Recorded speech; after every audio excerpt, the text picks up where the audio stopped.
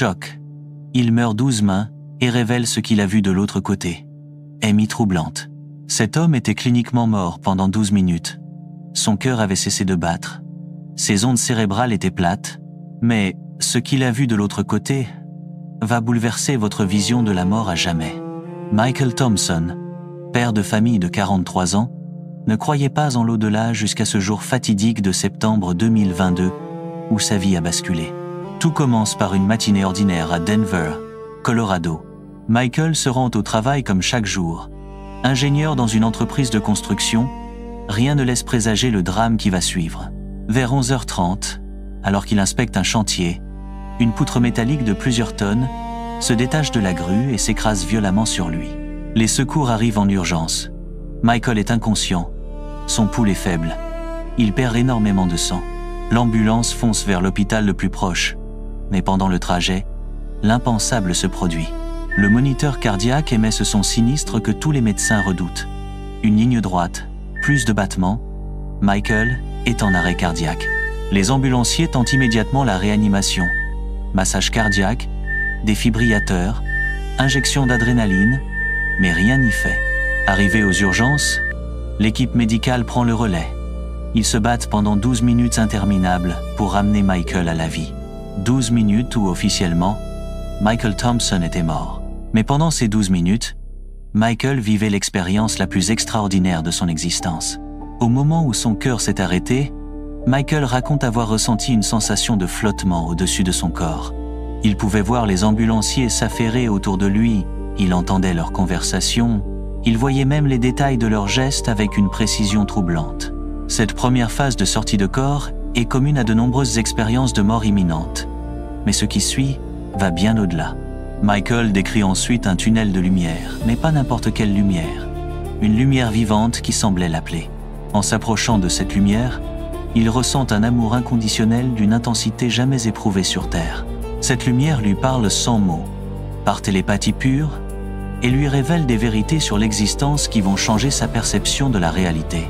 La première révélation concerne la nature de l'âme humaine. Michael apprend que nous sommes des êtres éternels qui choisissent de s'incarner sur Terre pour apprendre et évoluer.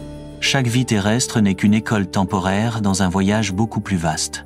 La lumière lui montre ensuite ce qu'il appelle la bibliothèque cosmique, un lieu où sont conservées toutes les expériences de toutes les âmes. Dans cette bibliothèque, Michael peut accéder aux souvenirs de ses vies antérieures. Il se voit dans l'Égypte ancienne comme scribe dans un temple, puis comme moine au Moyen-Âge, et même comme soldat pendant la Première Guerre mondiale. Ces visions ne sont pas floues ou symboliques, elles sont d'une netteté parfaite, avec des détails historiques précis. Mais la révélation la plus troublante concerne l'avenir de l'humanité. La lumière lui montre des images de ce qui attend notre planète dans les décennies à venir. Michael voit des changements climatiques majeurs, mais aussi une évolution spirituelle de l'humanité. Il apprend que nous approchons d'un point de bascule où la conscience humaine va s'élever à un niveau supérieur. Pendant cette expérience, Michael rencontre également des êtres de lumière qui se présentent comme ses guides spirituels. Ces êtres lui expliquent que chaque humain a plusieurs guides qui l'accompagnent tout au long de sa vie terrestre. Ils lui révèlent aussi l'existence de différents plans d'existence, comme des dimensions parallèles où évoluent d'autres formes de conscience. L'un de ces guides lui montre ce qu'il appelle le Conseil des âmes, une assemblée d'êtres évolués qui supervise l'évolution spirituelle de l'univers. Michael assiste à une séance de ce conseil où sont discutées les leçons que chaque âme doit apprendre lors de ses incarnations. Il comprend alors que rien n'arrive par hasard, que chaque rencontre, chaque épreuve, chaque joie a un sens profond.